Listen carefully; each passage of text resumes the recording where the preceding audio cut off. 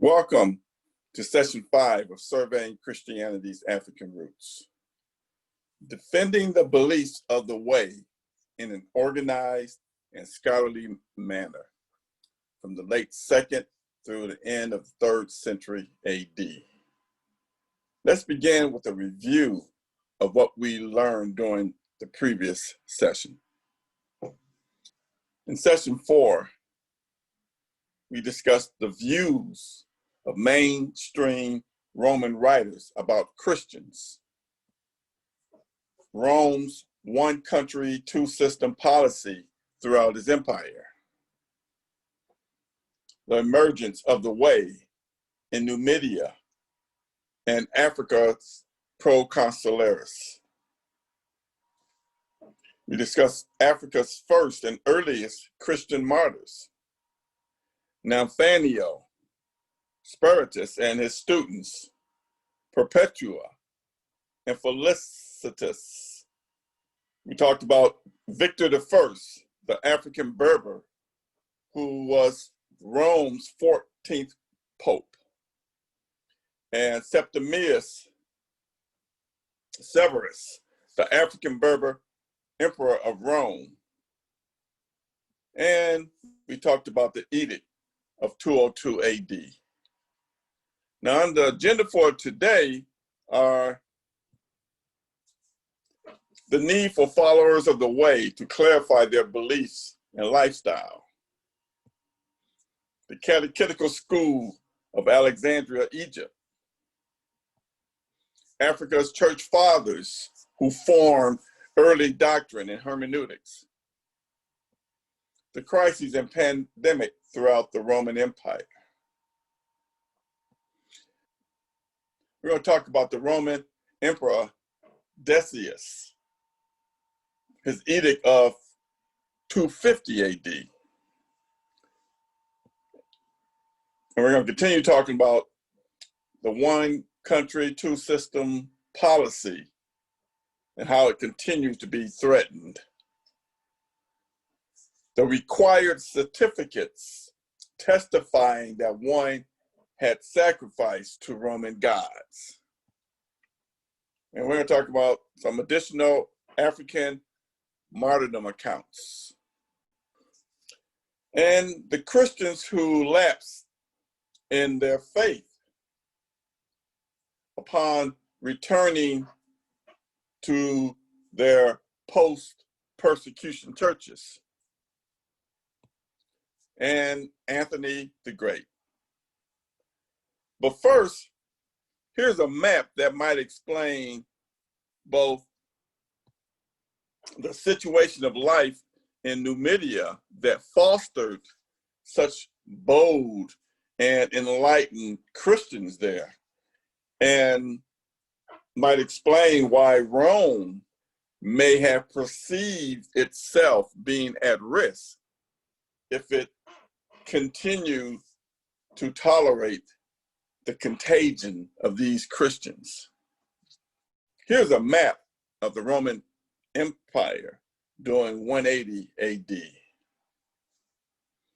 By the time of Nathaniel and Spiritus and his students, Perpetua and Felicitas' death in Numidia, the coastal regions of Numidia was the second most densely colonized territories in the Roman Empire. Now notice on the map, if you can, Numidia, Africa. It's at the lower left quadrant of the map. If we divide it in 4 parts, those yellow dots represent Roman colonies and municipalities there. And you should see them along the coastal region, and in Numidia, they do go further inland. These colonies and municipalities were prime places for the exchange of goods, but more pertinent to our interests, the exchange of ideas and cultural ideas at that.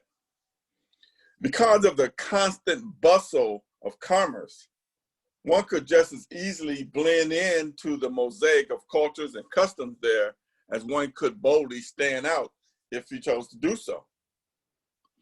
Of all the places in the world where Messianic Hebrews had scattered, whether willingly or unwillingly, decades earlier, Numidia, Africa, was more primed than any other region to produce an abundance of fruit for the Lord.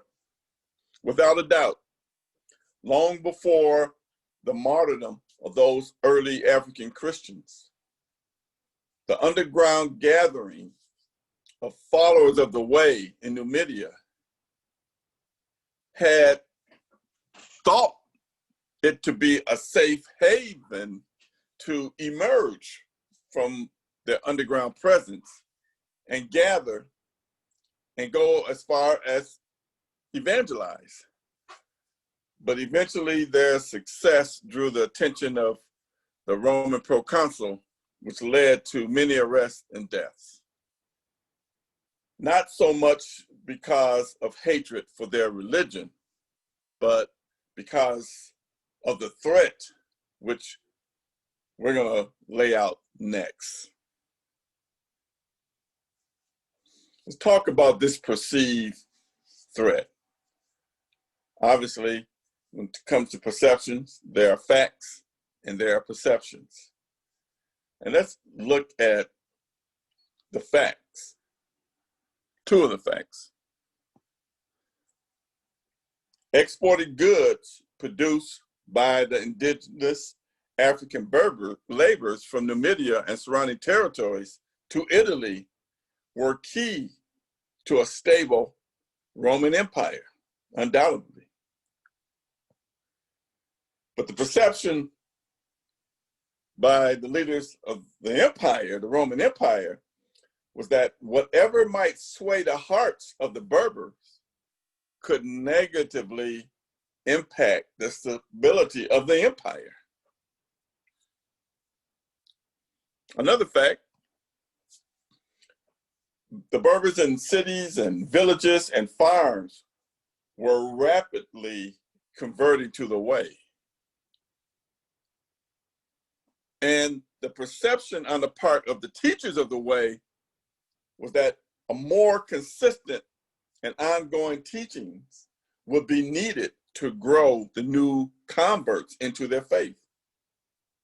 Now, both of these perceptions and facts created a huge conflict of interest between the Roman Empire and the followers of the way. Hence, there was a campaign on the part of Rome to put down the way throughout the empire. Then on the other hand, there was a campaign on the part of the teachers of the way to more soundly assert their beliefs against any adversary, whether it was the paganism of Rome, non-Messianic Hebrews, or Greek philosophy, or Egyptian idolatry. So this precipitated a need to define and clarify the beliefs and the lifestyle of the way. Well, after the death of Roman Emperor Septimius Severus in 211 AD, followers of the way had temporarily enjoyed favor in the highest government positions due to their high literacy rate. Their literacy was due chiefly to their reading and searching through Paul's letters, the epistles, the Old Testament books, as well as other books as encouraged by their faith. And their writings were, these writings were in Greek. These writings were also written in Latin through the translation by their contemporaries. But by the 2nd century AD, if you hired a follower of the way, it was like getting 2 for 1. You got a laborer and you got a scribe, somebody can read and write. So their increasing literacy eventually facilitated the establishment of the first school that formally trained new converts in the way. Obviously, the literacy that was needed for understanding what Scripture says naturally facilitated an understanding for what Scripture meant. And so you can see how it moved from knowing what was said to being concerned with having a correct interpretation. Evidence of the literacy within the early African church of this era still exists today in translated letters and books by Numidian and Egyptian scholars, Christian scholars. Their grasp and defense of beliefs of the way are still quoted today. Now, frequently refuting attacks on their beliefs by pagans and by Greeks and by non-Messianic Hebrews led to the development of centralized and formal training of converts to the way. And a training school was established in Alexandria, Egypt. Their clarification about what it meant to live according to the way was presented. Principles for interpreting and understanding right scripture teaching was hammered out. Contrasts between right scriptural teachings and false teachings were given. Our Western concept of universities were based on this first kind of education institution. So let's look at this school. The establishment of the Catechetical School of Alexandria, Egypt. The way in Egypt was locked in deadly struggles against the polytheistic religions of the Greco-Roman culture, Judaism, the worship of Persian and Egyptian gods, and the Hellenistic movement that began in Alexandria, Egypt. It was established to counter the often criticized young religious sect of the way. This school, through the use of scripture, beliefs of the way first underwent rigorous studies to create its first theology and dogma, and made the new faith accessible to all. Scholarly teachers and clergy battled opposition in an orderly and intellectual manner. Also provided instruction in the form of written works for individuals unable to travel to this catechetical school. It became the heart of what could only then be called Christian philosophy. Africa was becoming the intellectual center of the church before Europe even had such centers. So who were their teachers? Who were their scholars? Let's take a look at that.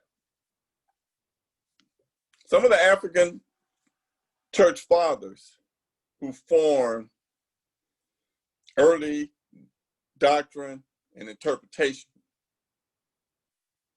are going to be listed here, but let me first say that long before Constantine lived, before Christianity was a legal religion within the Roman Empire, before any Nicene Council, and before the state of Rome had adopted Christianity,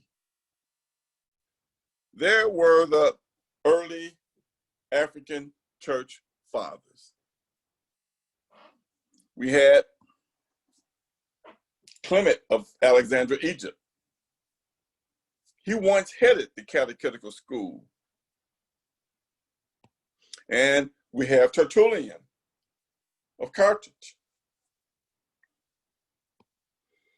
We have Origen of Alexandria. He was imprisoned, tortured, and died there in Egypt. He also once headed the Catechetical school. We have Cyprian, the bishop of Carthage. He was beheaded for his faith. We have Arnobius of Sicca from Nubia. So let's look at Clement's profile.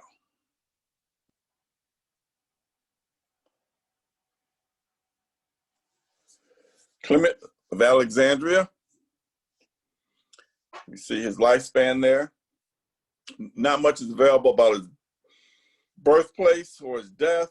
Most historians identify Athens, Greece as his birthplace, but there's also a traditional belief in an Egyptian birth. He had searched for knowledge and truth in many lands before finally finding fulfillment in Christianity in Alexandria, Egypt. He was appointed the head of the Catechetical school in Alexandria in 192 AD for training leaders to defend their faith in an orderly and intellectual manner. And from there, the first body of theological knowledge and dogma was established. Origen and Alexander of Jerusalem were among his students.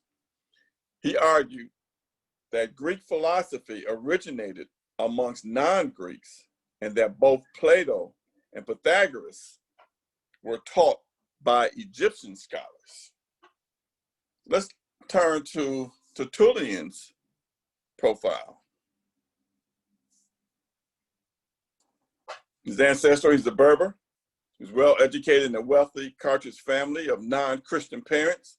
His wife was already Christian while he was a convert. Tertullian was the first of church writers to make Latin the language of Christianity, and he fluently wrote in Greek and Latin.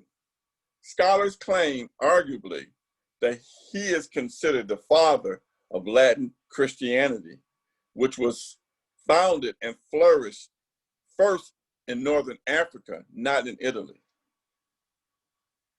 His book, The Apology, was written to judges of the Roman Empire, particularly the proconsul of Carthage. It contested the persecution of Christians. On the Pallium, his opening reveals a consciousness about his heritage. He writes, "Men of Carthage, ever princesses of Africa, emboldened by ancient memories, blessed with modern facilities." Had the gospel progressed from Rome into Carthage, one would expect that Rome's followers of the way would have written in Latin before the indigenous Berber Tertullian used it in his writings about the faith. But that's not the case, according to what scholars believe. Tertullian had been dubbed as the father of Latin Christianity. So let's look at Origen's profile. Origen of Alexandria. He was from an Alexandrian Egyptian Christian family. From his earliest years, he was conversant in the Gospels, Apostle Paul's letters, and the Septuagint scriptures. His father, Leonidas, was martyred in his presence during the Edict of 202 AD. Only the intervention of his mother, by hiding his clothes, prevented Origen from presenting himself to share his father's fate. At only 18 years old, he was appointed Bishop of Alexandria. He not only reopened the disbanded Catechetical school in Alexandria, Egypt, but headed it.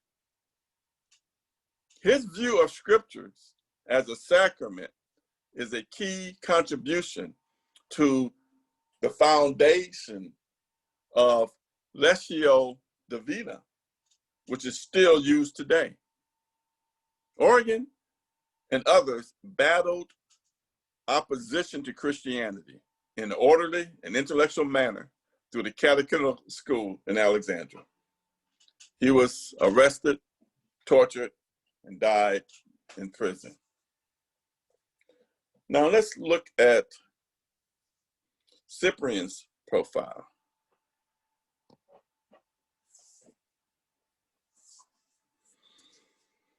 Cyprian was a Berber from a wealthy Carthage aristocratic pagan Berber family.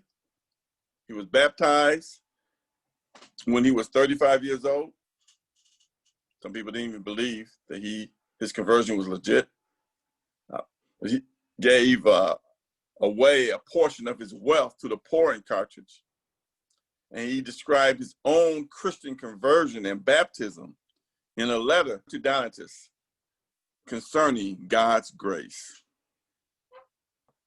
His resolution for addressing the lapses of faith during the persecution under Emperor Decius brought forgiveness and unity amongst Christian churches throughout the provinces.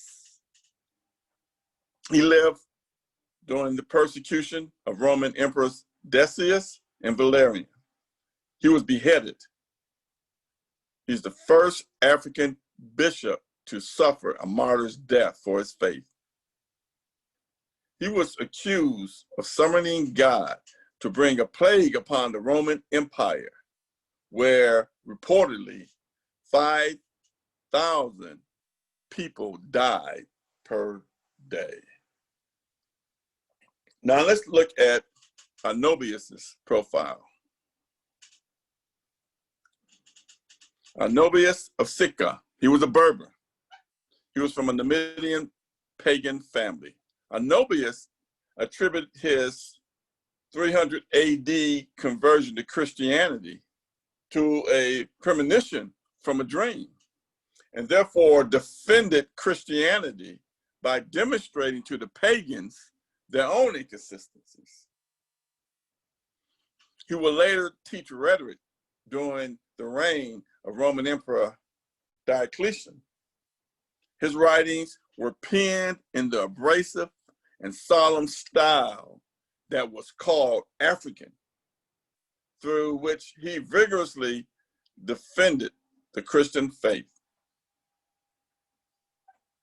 Arnobius is credited for being the teacher of the future advisor to Rome's first Christian emperor, the African Christian Berber Lactantius.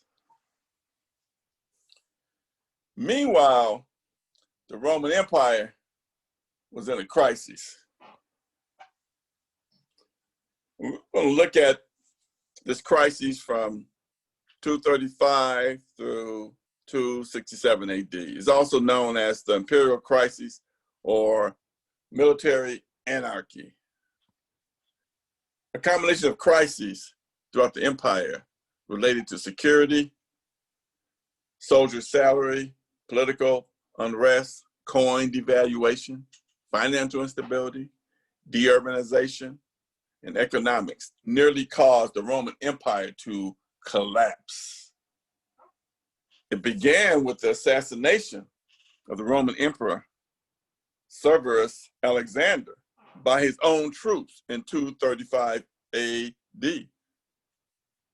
Then, after the empire had stabilized, a pandemic broke out and afflicted the entire empire. It's known as the Plague of Rome or the Plague of Cyprian. Again, where 500 people were said to die each day in the city of Rome.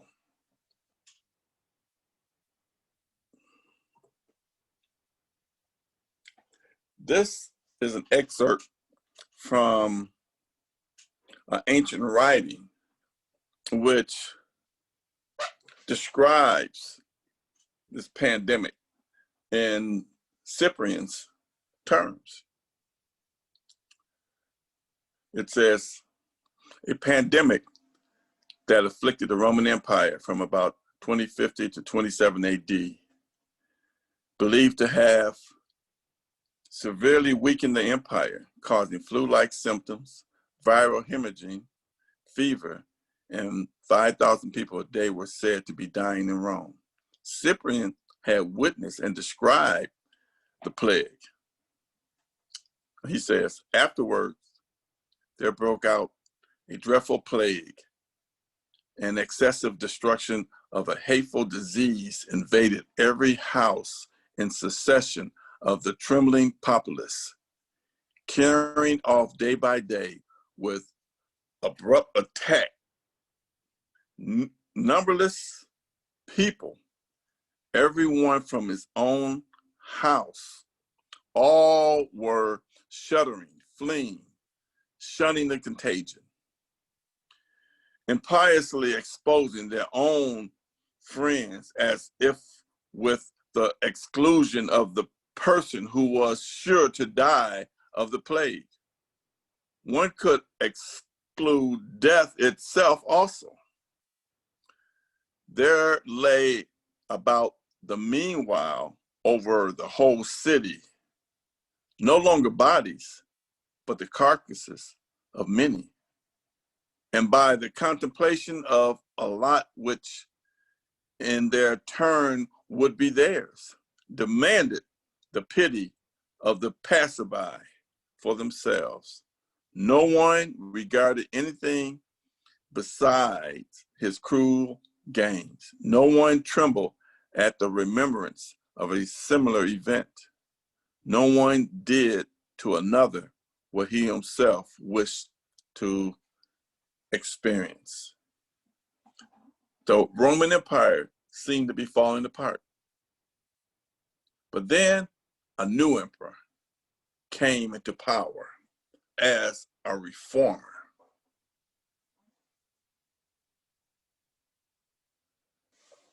Persecution in Africa under Roman Emperor Decius. Prior to Emperor Decius's reign, Christians had momentarily enjoyed favor in the highest government positions and were among the most capable literary persons. But that favor was not based on law, but only on the good nature of local governors. Cyprian had just been elevated to Bishop of Carthage. As citizens of the empire converted to Christianity or Judaism, they grew aware of the huge contradictions and conflicts between God's way and the Roman way. Consequently, the spread of Christianity and Judaism threatened Rome's practice of one country, two systems. But the new Roman Emperor Decius, who came as a reformer when everything Roman seems to be going wrong, and he sought to revive Rome's golden age. Perceiving that the ancient gods of Rome had become angry with Rome's tolerance of a growing population of Christians and Hebrews, Emperor Decius took radical action. In his zeal to restore Rome's historic national gods, Emperor Decius organized attempts to suppress Christianity. In June of 250 AD, he ordered a general sacrifice. Governors throughout the empire were commanded to search out everyone, all classes, who rejected the national worship and to enforce the highest penalties. No one was spared. Church bishops were attacked first. Cyprian took refuge. The Catechetical school of Alexandria, once again, was ordered closed by Roman authorities. Citizens of the empire were mandated to carry a certificate attesting to their sacrifice. Many Christians chose death over sacrificing to Roman gods. Some estimates are well over 1 million. Africa had become a breeding ground of persecution and martyrdom. Let's take a look at a picture of this certificate of sacrifice.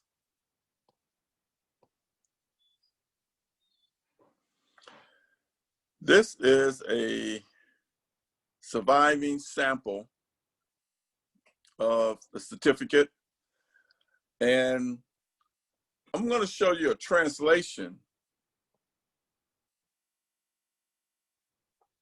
of this text. It says, "Certificate of sacrifice to the old gods, as required in 250 by the Emperor Decius for all citizens. It has ever been my practice to sacrifice to the gods.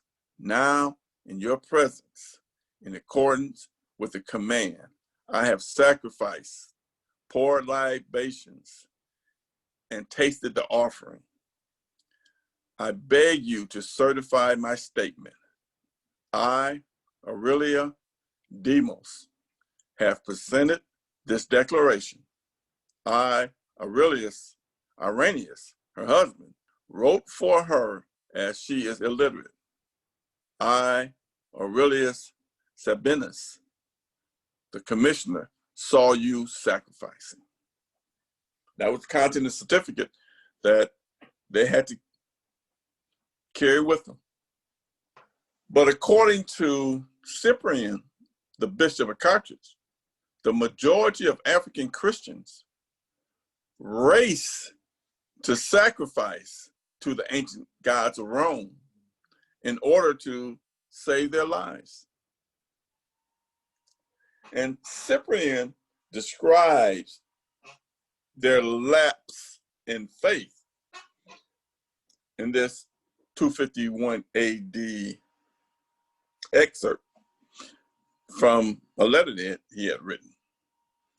And Cyprian writes this: "Immediately at the first words of the threatening foe, the greatest number of the brethren betrayed their faith and were cast down, not by the onset of persecution, but cast themselves down by voluntarily lapse.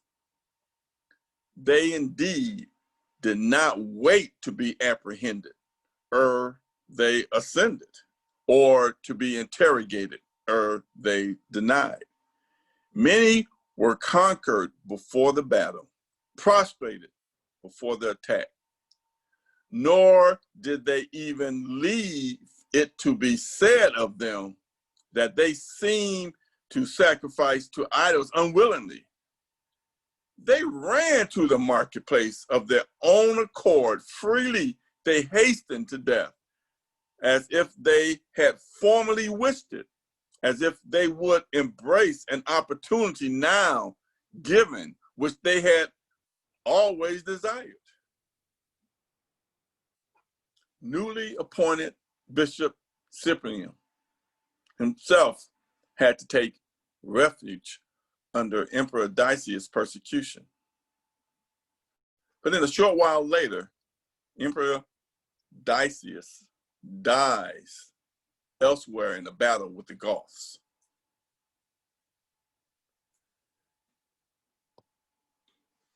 After Emperor Decius' death, Cyprian continued as bishop. A question arose amongst churches throughout Christendom that caused great consternation about whether to err on the side of grace or to err on the side of spiritual integrity. That question was how to handle Christians who lapse in their faith during persecution who are now returning to their churches.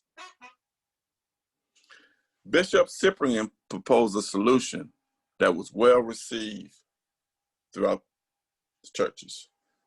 So let's look at a breakdown of Cyprian's proposed solution.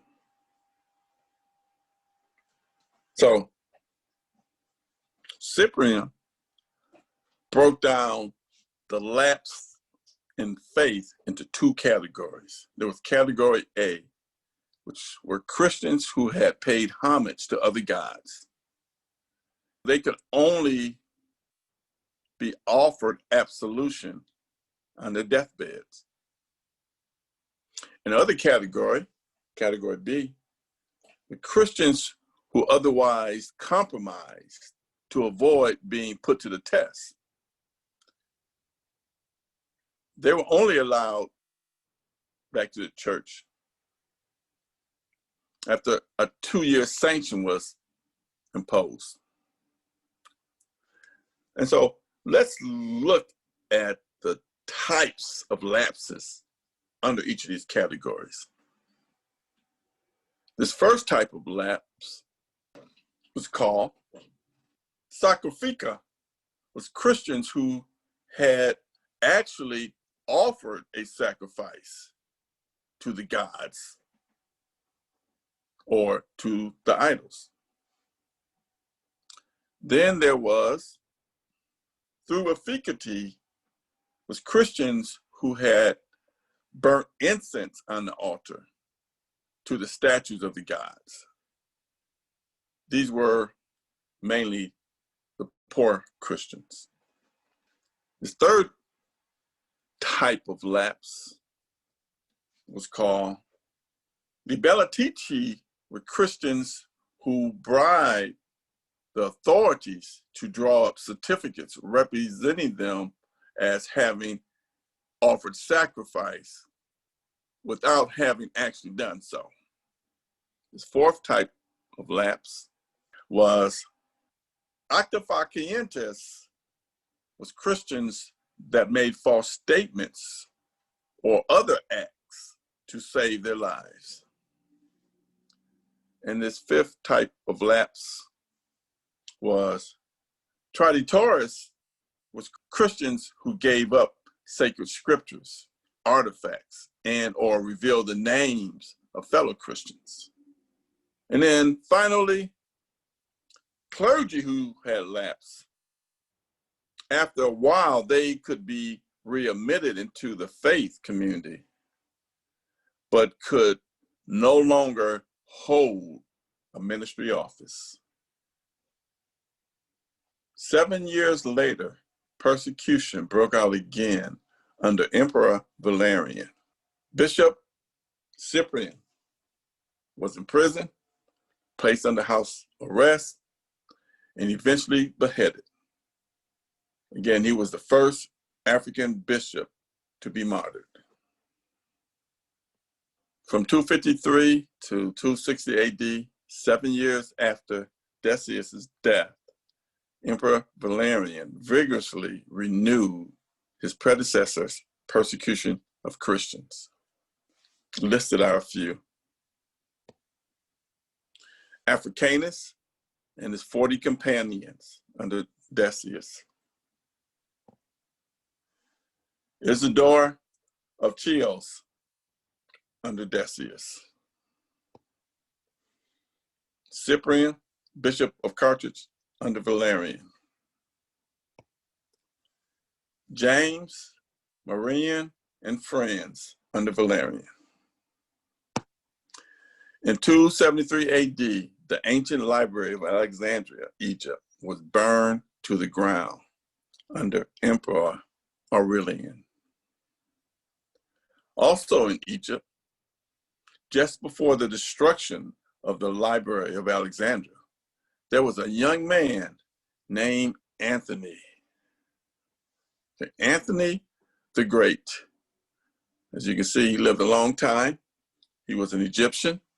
He was a barely literate son of a prosperous Egyptian village merchant who was left as an orphan at a young age. But at the age of 20, he was struck with an admonition. If thou wilt be perfect, go and sell all that thou hast. So Anthony moved into an ancient Egyptian tomb where he began a new life as a hermit for several years, gardening, praying, and fasting. Anthony will later serve as a spiritual guide to such Christian contributors as Athanasius, Jerome, Basil, and Augustine of Hippo, post hominis. He's known as the father of monks and is credited as the founder of aesthetic solitary living. Anthony and Pachomius the Great, who was also an Egyptian, were the first champions of Christian monasticism. Western monasticism would not be founded for another 250 years by Benedict of Nursia. The concept of monasteries, monks, and nuns was based on the life practices of the African, Anthony the Great, as well as other Africans who were inspired by him. Well, that's it for today. We're halfway through our presentation series, and here's what you can expect my next session, session 6. We're going to talk about the Roman Emperor Diocletian and his tetrarchy. Africa gives the tetrarchy most of its martyrs. More persecution and martyrdom of African Christians. Young African women who refuse to renounce Christ. The alleged betrayal by the Bishop of Carthage. Session 6, we will be in the late 3rd through early 4th century AD. I recommend that you read the survey book, starting chapter 9, and read up to alleged betrayal by the bishop and his deacon of Carthage. And finally, for the next 5 weeks, we will explore the locations, faith, and contributions of African Christians from the 1st through the 6th century AD. Don't forget to get the book. You're interested in a spiral-bound book, you can purchase one from lulu.com or a regularly bound book from amazon.com. Like us on Facebook at The Africa Stop. God bless you. God be with you.